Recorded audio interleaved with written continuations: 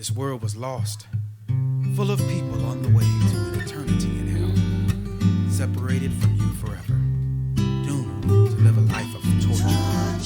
Too many unspeakable acts to tell. Knowing the path of destruction we were on, you sent your son from your holiest place. He came down from glory, was placed by your side to live among us for 30 years before he even began his ministry. And at the right time, Jesus, you rose and began to do miracles. You healed the sick, cast out demons, and brought the dead to life. People came from everywhere around to hear your message of hope. Crowds often too big to count filled homes and streets, buildings and beaches to hear you teach. You rose against the Pharisees and teachers of the law. You rose against the practices of religion, and everyone then saw. Then after everything you did, you were betrayed by the one closest to you. Yes, one of your own. When the soldiers came to take you away, you rose.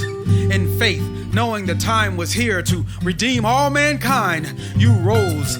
Time and again, after being struck and knocked to the ground, you were unfairly tried, and the very people you loved turned you over to be flogged while they let a criminal go who should have died.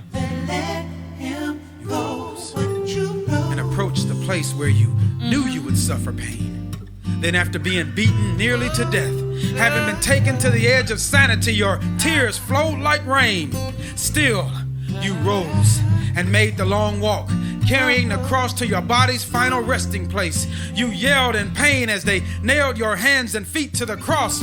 They stood you up and pierced your side, dislocated your shoulder so you couldn't even lift yourself to catch a breath. Still, you rose and said a prayer. You asked for forgiveness for those who tortured you. And as you breathed your last, you said, "It is done," and committed your spirit to God and your body to the grave. Still, you rose. And for 3 days, you went down to hell and battled the devil and his demons. With all authority in heaven, you weren't afraid. Buried them so deep, served them up on a plate like a waiter. You chained them down and they couldn't move, and all they could do is weep. You rose, and because you rose, we win.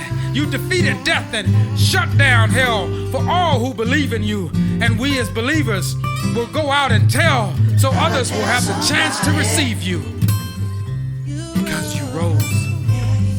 You are the God who now lives, and with you we have the ultimate victory. Because you rose, you are the God who gives eternal life to all who want it. Paradise forever, walking on streets of gold, living with you and praising you eternally.